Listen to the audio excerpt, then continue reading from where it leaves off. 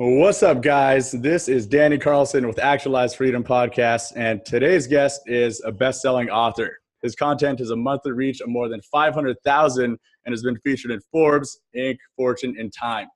After quitting his job at Longhorn Steakhouse in 2011, he began a serial entrepreneur streak, growing multiple six-figure service businesses. This was quickly followed by the seven-figure Rich 20-something that helps millennials level up in business and life, and he's now heavily focused on alpha mentorship, an immersive training and investment platform for the next generation of entrepreneurs, which I'm getting involved in a couple of weeks, by the way, which I'm really excited about.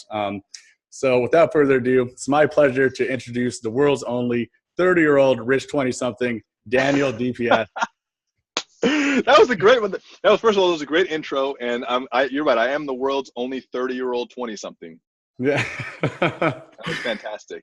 Oh, I love it, man. I love it. So one thing that really caught my eye when I was doing the research for this interview, you said you love psychedelics, lifting, photography, and jiu-jitsu. So I'm wondering, where are the awesome photographs of you doing lifting and jiu-jitsu when you're on psychedelics? You want the confluence of all three of them? Those are in the private vault.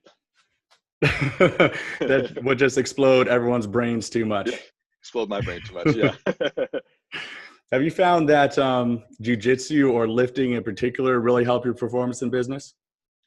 Yeah, I mean, I think that, entrepreneurs are creatives, right? And the reason we're creatives is because we're making the invisible visible. Just like a painter would take something and make it visible on canvas, or a photographer would see something and create it on film or digitally. Entrepreneurs are taking ideas and we're bringing them into the real world.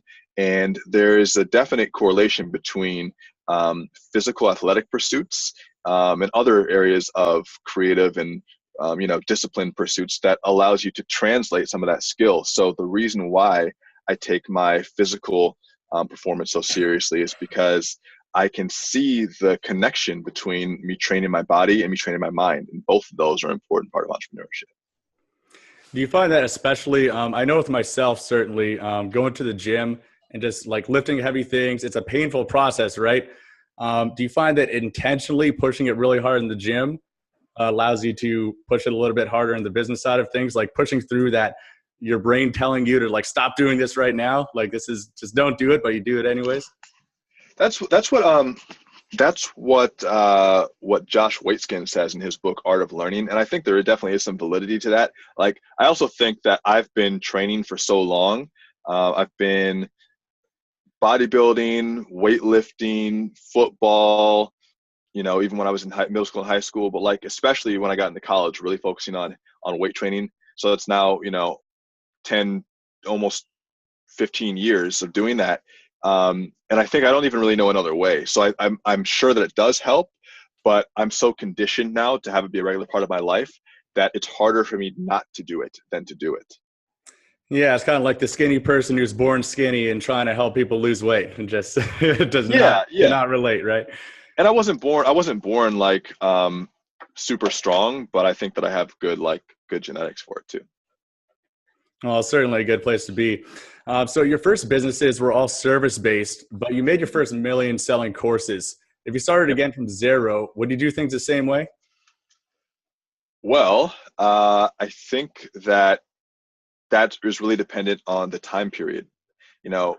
My starting of service-based businesses, I started off doing test prep, which is really just tutoring, but taking it to a higher level and building out a company around that. And then me doing web development design, and me doing consulting, and service-based businesses were just the easiest thing I could get into because it's what I had the most access to in terms of the knowledge I already had, the people I had around me, and where I was in life.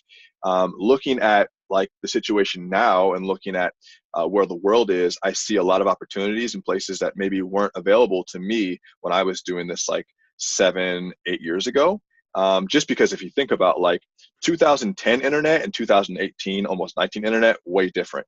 So it's not that those aren't good approaches, but I think that there's lots of things you could do now. It could be Amazon FBA. I have friends friends and clients who have started doing courses based off of YouTube channels and are already doing 8 figures just off of organic YouTube subscriber growth, selling each other courses.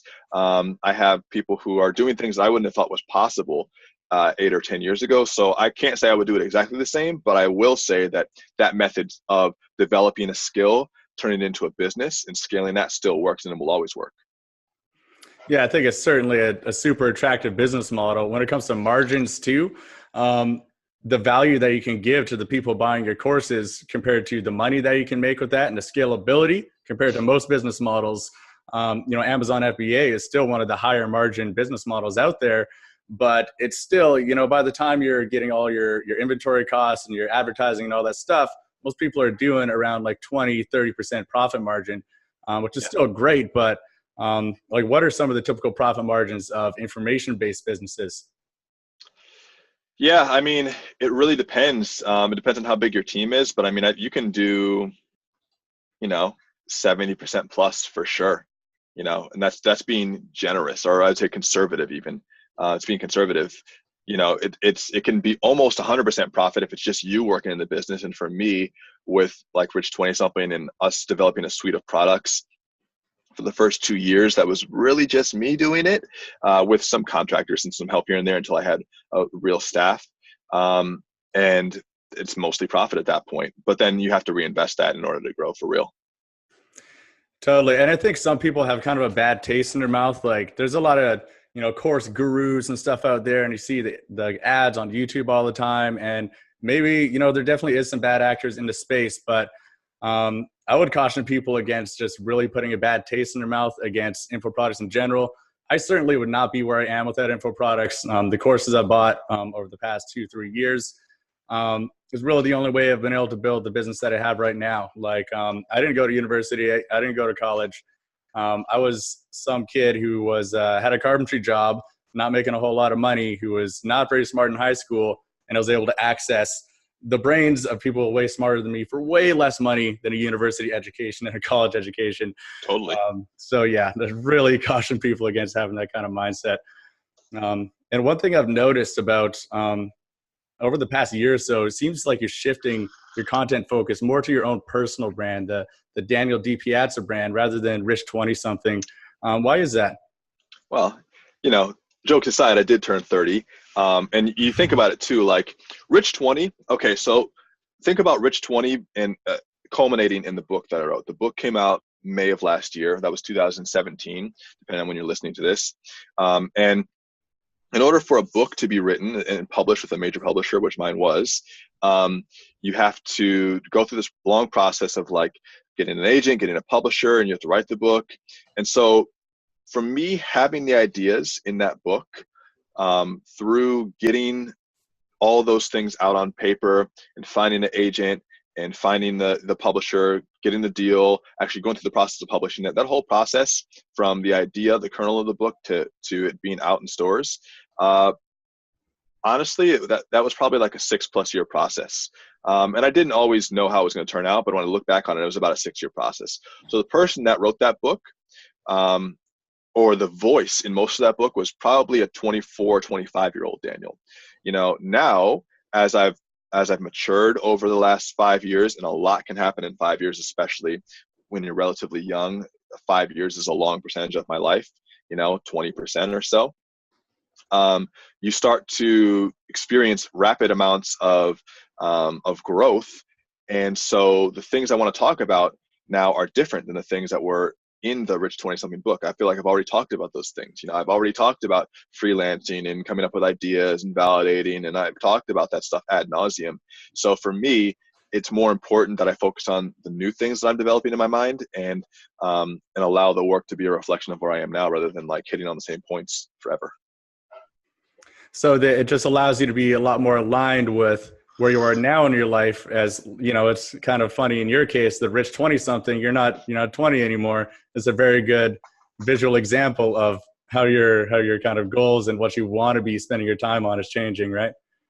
Yeah, and there's like nothing wrong with that level of thinking, because that's where I was, and I think it was a great place. But even I'll read my own book now, and there are some things I wouldn't agree with, and I think that's good. I don't think you should agree. I think if you go back and you read your own journals, you shouldn't be thinking the same way now that you were X amount of years ago. Otherwise, it means that your mindset hasn't been evolving enough to create new potential for yourself. So I think that it's important to be able to disagree with yourself after you look at your own work over a period of years. And so for me now, I have to speak to whatever is true to me. So for instance, I just did a really big talk earlier last month in San Francisco at a place called Creative Live. And that was a 5-hour presentation on all these new ideas that I've been developing. And those are things that I've only been able to develop after going through that initial period of like bootstrapping myself and figuring this stuff out, and then taking some distance from the game to understand what it is that I'm about. And so yeah, absolutely. Like all your work that you put out there as an entrepreneur and as a creative reflects where you are, and it's your intention to keep growing and changing. Oh, that makes a lot of sense. Like with my first business, I look back on some of the plans I was creating for that business, and it's like, it's hilarious to think that that would actually work based on the context that I have now, right? So yep. You can definitely see where you come from there. So obviously you're super big on constantly creating free content as a method of, lead generation and just building a lot of, social capital with your audience and everything like that. But a lot of people in the Amazon space focus on Amazon and pretty much only Amazon. They don't have their own blogs or websites. They're just focusing on 100% the Amazon ecosystem. So do you think consistent content is right for them as well?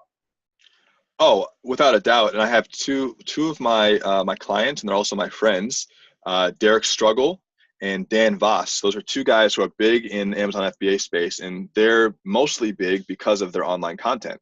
Like they're great at FBA itself, and they've been able to branch off and have both businesses, the FBA itself and information around FBA.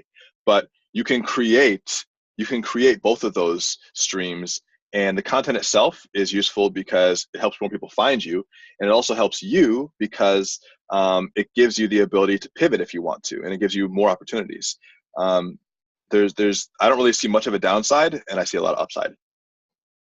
Have you seen any good examples, like in your inner circles, of people who have physical products businesses that have really built a lot of traffic off of their blogs and their video content and everything like that? That's a good question. I think that content about the physical products they're selling, I'm not sure. I believe that's the case. I believe that, especially if you're going to do like, not necessarily Amazon FBA, but like Shopify, where you're creating your own brand in your own store, I think there's a lot of benefit to having content around it. I think with Amazon FBA, it might not be as useful to create content about the products that you're selling. But I do know that like overall, as a strategy, there comes a point where content is a weapon that you're most likely underutilizing. And if you're looking to develop, more traction in your industry, that's just a part of marketing. So you should be considering how you're marketing in general. Most people that do Amazon FBA don't actually have much marketing. They're depending on Amazon to create the results for them. So you should be looking at how you're actually doing the marketing. Yeah, I've certainly seen that to be true in my business, constantly putting out content being in direct correlation with how well the business is doing. And I think it's one of those leverage points that you can really pull, that it really requires a lot of hustle. And there's a lot of people who they just won't put in the hustle, or they, maybe they're not good at writing or video or whatever. Most people are just not going to do it. So I think that's one leverage point. If you are a real hustler and a hard worker, and you can put out a decent amount of content every week, every month, then that could be a really big leg up for you. Yeah, it's not the only way. I was having a breakfast with a friend this morning, and one of the things I was also saying was like, content's a very fashionable thing to talk about now, and especially in our generation, people are, you got to put out content. Where's your content? How's your content? And that is important too. But I think there's also something to be said for like figuring out what your specific business is going to be. And if content is a part of that, then go crazy and be the best. But you don't have to feel like you should keep up with the Joneses just because everyone's posting on IG, everyone has a blog, everyone's doing YouTube. You have to really evaluate what's right for you, because you're only going to do the thing that you're only going to benefit from something you do consistently. And you're only going to do something consistently that you really feel like you enjoy doing. So not everyone should be a content creator. This is where I think people get it wrong. Like, you should do it if you actually enjoy doing it. And if you enjoy doing it, you'll become better at it and you'll get more skilled. But if you don't like doing it, it's not going to be good content. And there's so much out there that like people are just doing it because they feel like they have to. And then it's just flooding us with more stuff that no one wants to read because no one cares about it. Oh, I love that. I love that last piece right there. So there's a lot of listeners to the Actualize Freedom podcast that they haven't started their first business yet. They're looking at ideas, they're amassing information, and you work with a ton of millennials here. A lot of the people that listen to this podcast are totally within that same realm. What do you think are the number one and number two things stopping millennials from taking that first step towards building that business, building that life that they want? The number one step is information overload, without a doubt. So the dark side or the downside of information products is that, so much of the information that's available, whether it's free or paid, is so abundant now that we've solved the problem of access. And now it's about implementation, and it's about also being able to focus. Focus it's become a superpower that our generation is underutilizing and doesn't even realize we're missing. There's a book I have right next to me. It's called The Shallows: What the Internet's Doing to Our Brain. It's by this guy named Nicholas Carr. This one's a finalist for the Pulitzers. It's a really good book. And basically, it's just about how our brains neurologically are changing because of the interaction we have with the internet. And what you'll find is that, at least I can tell, from when I was in middle school or high school and even in college, when I was required to read a lot of paper books and write a lot of essays, and internet wasn't quite the same, back in the early 2010s and even before that, we didn't really have social media. So the way that we consumed content was much slower, much different. Now I find it harder than ever to focus on a discrete task for an extended period of time. I mean, even if you just tell yourself to sit in the room and just read a book, how many minutes is it before you are picking up your phone, scrolling through it, looking at it? How often do you find yourself on the computer trying to do one task, and then 7 minutes later you've bounced around through a chain of connections, the Kevin Bacon effect, you're 7 degrees away on something that's unrelated to the first thing, and you got to make your way back, or sometimes you never make it back. There are studies that show that people go in, and let's say you're reading an article online, you're trying to research an article on something that's valid on FBA, and you click on links within a Wikipedia article or within an article on a website, and within 45 seconds to a minute, you're already 3 steps away on something that's not related to the topic that you went for. So we're starting to consume information differently, and because of that, our focus is much more fragmented. So I think that it's a combination of information overload. There's a lot to consume. There's a lot more than there's ever been, and our decreasing amount of ability to focus on one discrete thing that's making it harder for us to really get traction and momentum. And then the second thing is too, feeling like the idea that we pick as our initial foray into entrepreneurship has to be the idea that we're going to stick with. A lot of us are hesitant to dip our toe in, or we're only toe dipping because we're afraid that if we pick something and we don't end up liking it, we're going to be stuck with it, because we're viewing entrepreneurship as we would if we got a job. Like, oh, if I pick this job, it's going to be my career for the rest of my life. But that's not true. The way that entrepreneurship works is you use each business you start, and you probably will start many, as a vehicle for your own personal development. Throughout that business and that journey, you're going to learn things about yourself. You're going to learn things about business practices. You're going to learn about working with people. You're going to learn about the industry and different models. And over time, you get better and better, and you shed layers of your understanding, so that in 10 years, you can look back and say, wow, look how far I've come. But you're not going to be able to think your way to a perfect shot on the first time. Some people get it, and that does happen, but that shouldn't be the goal. A lot of people start off and they don't get lucky for 5 to 10 years. A lot of hard work goes before the luck, and then the luck becomes, apparent. It becomes evident. Some people get lucky the first step out of the gate, but then they have to use hard work to maintain that luck. So you're going to need both. But most people trying to hit it out of the park on the first shot get frustrated with trying to overthink what they should be doing and therefore do nothing. So when you combine that with the fact that it's already pretty hard to focus and there's so much content out there, it leads to a lot of analysis paralysis, which, is always a bad thing. Oh, I love that point that you made about the business being a vehicle for actually creating the skill sets that you're going to need to be successful in the future. When I started out in Amazon FBA, there was a friend of mine that we had started together, and he instantly, within the first month, he made $40,000 and just expanded on that success with a 70% profit margin. It was totally ridiculous. He built $1 million business within, it was 4 or 5 months. And, you know, mine was not doing nearly as well as his was. And it was a big game of comparison. But, you know, him, admittedly, it was his very first business. He really didn't know what he's doing a lot of the time. He kind of hit that luck. And it turns out about a year and a half into that, he made a couple really big mistakes that ended up costing him a ton of money. And that business, he had to stop running that business. It just ran into big cash flow issues.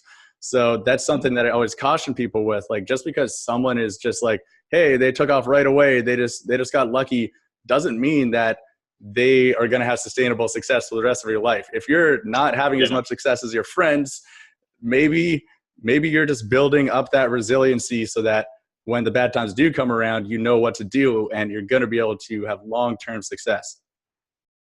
Yeah, and you got to be able to maintain that. Like, if you hit a home run, especially like younger entrepreneurs, you know, when you hit that home run right out of the gate, I would almost say in some ways it's a disadvantage, because if you're considering the home run to be money, if your first attempt or your early attempts, you just hit it huge and you crush it, it's good, but it's not always an indicator of like you being special or you having a great idea. There's a lot of things that come into align with that. It could be just the right timing, the right market. You can easily have something go viral and create some big traction that lasts for a while and creates ripples for you. But if you don't understand some of the fundamentals and you don't understand the bigger picture of what you're doing, just like any type of person who rises fast, you can also fall as well. And it's not a negative thing to talk about. These are realities, but this happens all the time. So I think that you have to just view entrepreneurship as developing a skill set. And it is hard to say, don't be attached to the money, because there's tons of attachment to the money. But, you know, you have to be able to understand that like the skill set is more important, because that's what's going to last you in the long run. It's almost like there's this saying, like in fight training, like, you know, when you're in an emergency, you fall back to the level of your training. So if you're in a situation that's going to require you to have resilience, you're going to fall back to the level that you've trained yourself to. And if you haven't had a chance to train yourself really hard because you basically hit it out the park the first time, you're not going to know how to handle your accounting. You're not going to know how to hire people. You're not going to know about systems. You're not going to know about sales and marketing, because you just had so much success in the very beginning. So there's pluses and minuses. I wish everyone could hit it out the park in the beginning to realize that there's a lot more. And you also touched on something earlier about staying focused being the most difficult thing in today's day and age. And I've seen that in myself too. It's become way more difficult as the more time we spend on social media for me to actually focus on deep work. So like, what are some of the things that you figured out for yourself to try to wrestle away that attention back to the things you want to actually spend it on? So hard, man. It's so hard. Like, I am definitely not a guru, and I'm not saying that I'm sitting up here levitating in the Himalayas and then I have it all figured out. I mean, I wish that I had a solution. Here's what I can tell you. Meditation practice is essential. Whether you think that's woo-woo or not, you need to try it, because it's something that everyone has access to, that almost everyone doesn't want to do, but after you do it, you'll say, I'm so glad that I did that. Which is kind of the same thing as physically working out. It's not just something that's spiritual. Okay. You can go in that direction if you want to. And I'm pretty weird. You know, I live in West LA, and there are people in here looking like Jesus, running around on bird scooters, you know, drinking almond milk and chanting in the morning. Like, that's where I live over here in LA, but you don't have to go that far into meditation. Just from a neurochemical perspective and from a brainwave state perspective, there's a huge advantage to training your brain to be able to descend into different states of focus. So when you're in your waking state during the day, these are beta brainwaves, and this is the state of alertness, and this is the state of excitement, and it's harder to focus when you're constantly in beta. But when you allow yourself to sink down into alpha and then theta, you start to slow down your brain waves. Things become more clear. You reduce your anxiety. As entrepreneurs, we're like our browsers. We have a million tabs open at once. And I don't know about you, but if you've ever looked at a Google Chrome window and it has 50 tabs open, that gives me anxiety. It raises the hair on my neck. I can't stand to have that many tabs open. It really bothers me. And our minds are like that oftentimes. So we have to have some vessel or some mechanism of controlling that. Meditation is just a mechanism to control your mind. And I was talking to my dad the other day, and I was talking to him about meditation. He's like, oh, you don't understand. My brain can't do that. I have too many thoughts. I'm like, that's the point of the meditation. It's to stop thinking, but you And don't that's what have to everyone try. says too. Everyone has that exact same excuse for not doing it. Yeah. You don't know my brain. No, you think you know, but my brain's very hyperactive. That's the point. So that's the first thing. Meditation is huge. And the second thing is you have to be able to reprogram the way that you take in information. One of the things you can do is, like, even with this book, this weekend, I usually try to take Sundays where I'm not doing tech until like a certain time in the day. I try to take a good amount of time off tech on Sunday. And for about 6 or 7 hours, I was just reading. It's very, very hard for me now to read for many hours at once, because I'm so trained to go to different windows, to look at my tabs on my phone, to answer text, and to look on social.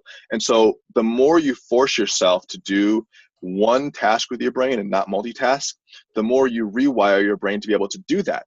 There's a phrase in neurology, or in brain science, it goes, the neurons that fire together wire together, right? So the more that you practice focusing on a distinct, discrete task, the easier it is for you to focus single-mindedly. You can get better at multitasking, but multitasking itself isn't necessarily a recipe for creating organized thought. So there is something of to being a good multitasker, meaning that I can be on the phone and talk to you and possibly even drive the car. And I can do that well, and I can even get better at that. But it doesn't mean that's the way that I'm going to be able to live a focused, balanced life. And I think that now, knowing that we are going to have even more and more information coming to us over the years, knowing that social media is not going to stop, the content's going to keep coming out, we have to look at our attention as a very precious asset, and not just mindlessly be sucked into the fact that we're constantly connected anymore. Yeah, that is the constant struggle in today's world. I think it's getting more and more difficult the more plugged into the matrix that we're getting here, right? So on the topic of meditation here, your entrepreneurial journey seems like it doesn't really follow a linear path. You've been hopping around to kind of all these different business models, different projects and stuff like that. And it doesn't really seem like it's along a linear path, right? So I'm wondering how much of that journey was intentional and highly planned, and how much of it was going with the flow, different opportunities coming up and capitalizing on those? That's a really good question. I mean, I would say that right now I'm in a stage of more concrete planning. I mean, I've always had plans, but whenever someone asks me, like, what is your 10-year or 20-year goal, what's the ultimate plan for your career, I can never really give a good answer, because every few years I feel like I've reinvented myself, and I don't see that stopping. So it's very hard for me to give an answer about, like, who I'll be at a certain point in my life, because I just don't know. When I was a kid, this is the honest to God truth. I don't think I've ever said this on a podcast before. I didn't think I was going to live till I was 20. I'm like, 20 is way too old. I can't imagine being 2 decades, because when you're 8 or 9, you're like, 20 is more than double your life that you've already lived. You can't imagine making it that far. And now that I'm 30, I can barely imagine being 80. It sounds insane. My grandparents are in their hundreds now, and I don't think that they ever planned to be 100. They just arrived there. And when you look back on your years, you never feel like it's taken as much time as it has. You always feel like, oh, I was just there. It's a very subjective experience to live. And so the planning part is something that I do when I look right in front of me and I look at my day and I look at the months and years in front of me. I have some plans for what I want to do. I have some ideas for what I want to accomplish. But then as people and things come into my life, I make decisions that seem to be in line with that. As I do that, possibilities and potentials open up that I would have never expected. That's one of the things that fascinates me the most about life, is that you can make plans, and then you can take actions that are in line with those plans. But sometimes the actions that you take lead to even bigger and greater opportunities that you couldn't have planned for. And so then you obviously take those opportunities. You obviously take advantage of the things that are right in front of you. And I think that it almost becomes detrimental if you force yourself into a plan that you've set for yourself 10 years ago, just because you want to follow through if it doesn't feel right, because then you're forcing yourself into the thinking of someone who has evolved since then. And I think it causes a lot of pain. It's like when you look at college students and they have their major and they've majored as, I have a friend was obviously they were in med school, they majored in medicine. They went all the way through that. Now they're in the last stages of the residency and they don't actually want to be a doctor, but they feel like they have to follow through because they've already invested all this energy. Well, you could do that, or you could say, you know what, I've gone through that experience and I'm going to have the courage to say, this was a wonderful experience, but I don't want to be a doctor anymore. And some people will say that's throwing away your career. You've already invested so much time. That's a stupid idea. But I say, listen, the only thing stupid about that would be is if you proceed doing something for your entire life that you don't feel is in line with what you really want to do. It takes more courage to make decisions based on what you actually want than it does sometimes to follow through with a plan that maybe someone else has made for you. Many of us spend our lives adhering to plans that weren't even made by ourselves. We have blueprints laid out for us by our family or by culture, expectations that have been placed upon us that we want to fulfill. And once you get older and you start to analyze who you are and you start to understand who you are and how you think, you have to make decisions from inside of you that are in congruence, in concordance with what you want. And sometimes it might take you 10 years to figure that out, but when you do, you got to go. Alan Watts says, when you get the call and you get the message, hang up the phone. It's it's just something that takes awareness. And so always planning, but also enough awareness to know when the right decision has to be made and when it's time to change plans. It's not a very concrete answer, but you'll get it once you see it in your life. Oh, and that transitions really well into something that I saw. It was your interview with Gerard. Almost brought me to tears hearing this story about your grandma's journal. Reading your grandma's journal from 1988 to 2008, and how her biggest regret was not pursuing her dreams, like writing down these affirmations, like, I think I can. Like, I literally almost brought me to tears, because I've known that that's my biggest fear in life since I was like 14 or 15 years old, is reaching that place. Like, that drives me insane just thinking about that. So how is reading your grandma's journal affected the way that you now operate in your own life? Boy, oh boy, man. And I also didn't know I was going to put that in the interview. That ended up being a really crazy interview. Having those journals, I was so devastated when she died, but I also got after I was able to process the pain part of it, I got so much wisdom from being able to look back on her experience and really just understand that our parents and our grandparents, people who take care of us, are humans. When we're kids, we see them as all-knowing, omniscient, omnipotent gods almost, and we expect them to have all the answers. And a lot of times, if we don't understand them, we feel like there's a problem with us. But as I've gotten older, I've started to see members of my family, my parents, and people that I looked up to and respected as just humans figuring it out just as I am, and that process never really stops.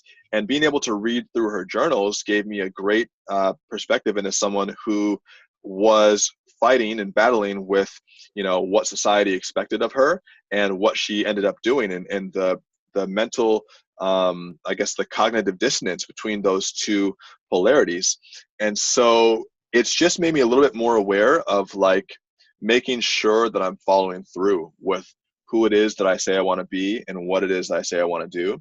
It doesn't necessarily make it easier, but it's almost created a mirror for me to look at my life and to make decisions that are more meaningful to me, because I think that was really sometimes you don't learn these things until people that you care about aren't here, unfortunately. Yeah, and I mean, that was just such a powerful example. I'd really recommend watching that interview with Gerard on YouTube. Very, very powerful what you learned from your grandmother there. It's an incredible gift. Yeah. There's one thing I'd like to end off with here, is something that you said, from a place of true self-belief, life and business becomes a game you cannot lose because you're the one creating the rules. What do you mean by that? Woo! It's a good one. This is a zinger. You're making this up, okay? You have to think about your thoughts as physical things. That's the first thing. You have to be able to start seeing the things that you think as reality in the world. So let me give you an example or a way to change the way you're thinking. I don't view the future as a fixed point in space or time. I view the future as a cloud of potential around us that rearranges itself in accordance with the speed of our intention. And what that means is that when you decide to do something, when you put your mind to something, the environment in front of you changes. Now, you might not immediately see it. It's not like, oh, I'm thinking Ferrari and a Ferrari rolls over my foot. It's not that distinct. Sometimes it is, and if it is, then you're a very strong manifester. But usually, it's the quality is I'm thinking of something, and then people start to have conversations about that around me, or I start to put things out there and people start to respond to it. And gradually the elements that I need to create a project or an idea pull themselves together. And because ideas sometimes take many years to take physical form, we don't see the cause and effect. We think that, oh, it was just, this was just the result of my hard work. That's part of it, but that hard work is backed by what started as a non-physical thought.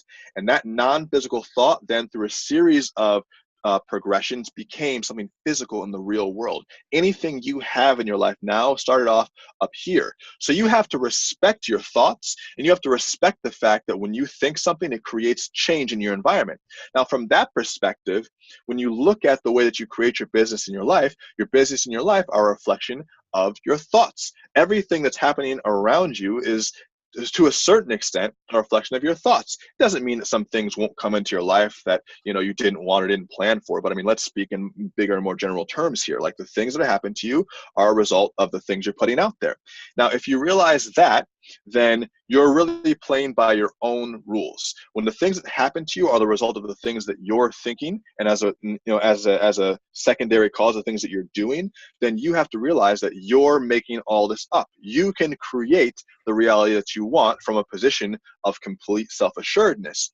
And then you can't lose the game because you're creating the game, right? Many of us feel like we're at effect to the world. We feel like we are being pushed around by the world, like we don't have control over what happens to us, and like we're leaves blowing in the wind. That's a mindset that creates a lot of victim mentality, or creates a lot of disempowered action because we're not really sure how we're going to make it. But the reality is, your confidence creates a resonance. And what I mean by that is that when who you are in your mind and who you're being in the world align, when the person who you believe yourself to be and the person who you act out in the real world are the same person, that alignment creates a resonant energy that creates a powerful vibration. Forget all the woo-woo terms. All that means is that when the same person you are on the outside reflects who you are on the inside, people respond. People notice that. Things start to happen. There's a reason why when Muhammad Ali walked into a room, when The Rock walks into a room, when Elon Musk walks into a room, these are people who are either fully actualized or on their way to actualization. They're so in tune with who they are and what they want, the things that they want fall into place, and it seems like they get everything they want. Might not necessarily be true, but they certainly get a lot of it. You can act in the same way, where who you're being and who you are the same person. Many of us lie to ourselves. We lie to ourselves about what we really want. We lie to ourselves about the things we believe about ourselves. It's almost like if you're in a pool and you have all these beliefs about yourself that are negative, all these beliefs about yourself that aren't true, all these beliefs about yourself that don't reflect who you're being. It's like being in a pool and trying to hold down, beach balls. You might be able to hold down one under the water, and that you can keep that under there forever, maybe your whole life. You might be able to hold down two underwater, and you can hold these down, maybe three. But gradually, as more and more beach balls come, you have to try to hold down 5, 10, 15 beach balls. You can't. Eventually, they pop up. And then inconsistencies start to show. And people can notice that even if they can't put their finger on it. And there's an inconsistency with how you're being, how you're acting, and who you are. When that inconsistency is there, you can't become powerful, right? But once that inconsistency is gone, who you're being and who you are the same thing, then you can create things from a place of power. Then you can actually be who you are and the things that you want and to seem to happen to you effortlessly, right? And then you're playing by your own rules. You don't have to worry about trying to live a life of other people's expectations. You can create your own expectations and consistently fulfill them. That just gave me the goosebumps. Yeah, I mean, In a nutshell. I am so not perfect at this process, but I've been trying to practice this kind of thing for the past maybe year and a half or so. And without a doubt, there's been no better predictor of how well my business is doing at a particular time than what you just said right there. There's been times where I've been super on it and just, visualizing all of the stuff that the person that I want to be and being congruent with that, and the business follows suit. And then there's times where I'm just worrying about all the things that could possibly go wrong. And I'm up late at night thinking about how my business is going to fail and all of these things. And there's a direct correlation with how well the business is doing based on that. And it's been so many ups and downs that I just know it's a direct correlation. That this has been an absolute pleasure talking with you, Daniel. Before we leave here, what advice would you give to fresh entrepreneurs, either people just starting out or on the brink of starting out? What advice would you give for them going into business here, going on? And then where can people reach you online? That's a great question. Look, if you're just beginning this journey, then welcome to the fray. You are entering a stage of ignorance, and that should be blissful at this moment. Right now, you should allow yourself to be completely taken aback by all the potential and all the possibility for you. There's so much that you can accomplish, and entrepreneurship is a wonderful vehicle to that. There's going to be a lot of challenge up for you down the road. And just like I said, even if you knock it out of the park in the beginning, with luck comes hard work that has to follow afterwards. And of course, if you don't see luck in the beginning, hard work's going to have to come before that in order to see that. So there's no way that you're going to escape the hard work in order to maintain that luck. But one thing you also have to realize is that in the beginning, you're not going to really know what you want, and you have to give yourself license to be able to try a bunch of things. Maybe you try FBA and it's just not for you. Maybe you try freelancing, it's just not for you. Maybe you try to build an app, it's just not for you. It's the trying and the failing that gives you the feedback in order to make better decisions. This is something that Dalio talks about a lot. So I think you are entering a period of time where you get to really actualize yourself. You really get to figure out who you are. I think most entrepreneurs, they're looking for money. That's part of it, but they're also looking for that freedom that comes with knowing that they're doing what they are supposed to be doing, that they're doing what they want to do. We're entering a generation now where we're realizing that we can step outside of what was previously thought as the gold standard for your life, meaning go to college, get a job, get a career, get promoted for the next 40 years, die. We're moving past where we see that as the gold standard. But even though that standard is no longer what's seen as the highest form of achievement, we've had to replace that with figuring out who we are without those constructs. And in order to do that, it's actually harder.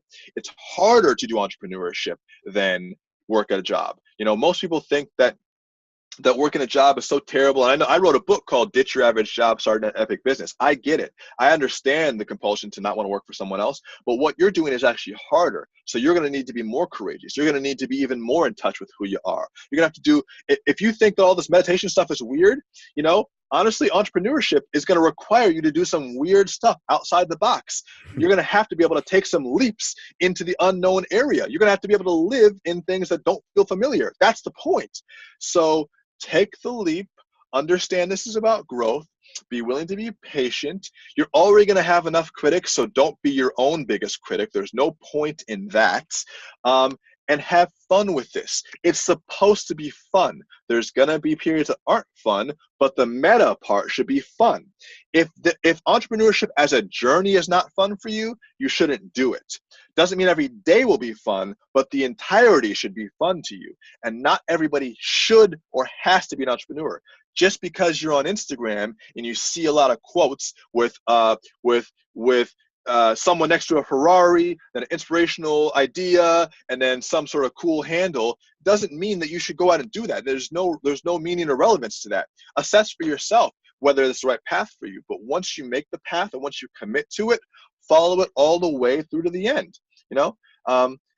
Welcome to the journey, my friends. Whoever is joining for the first time, if you're already on the journey and you're going through some rough patches, you've got this. Trust me, I've been there. I'm sure I'll be there again at some point. I'm not a guru. I'm a guy figuring it out just like you. And to all those who are making it to the other side, congratulations, but don't settle and don't allow yourself to plateau. Always push yourself, because after a certain amount of time, pleasure becomes pain if you allow it to go on for too long. That is an excellent note to end this on, Daniel. Been an absolute pleasure having you on here. And guys, if you are someone who is just starting out in business or you're not sure where to start, you want to do business or freelancing or something like that, highly recommend checking out Daniel's book, The Rich 20-Something book. Very, very good advice from someone who's been there and built multiple six-figure businesses, seven-figure. Can't recommend it enough. And this interview was just so full of golden nuggets. I know I'm certainly going to be watching this again and again for some of the gold that was just dropped here. And I know the audience is going to love it. So thank you so much for being on here, Daniel. Where can the audience follow you online? I want you to find me on Instagram at Daniel DiPiazza. I will post up all relevant links on that social media account. You can go to danieldipiazza.com and alphamentorship.com as well. Awesome, Daniel. Well, thank you so much. And show notes for this episode, guys, will be on actualizedfreedom.com. And we'll see you guys next time.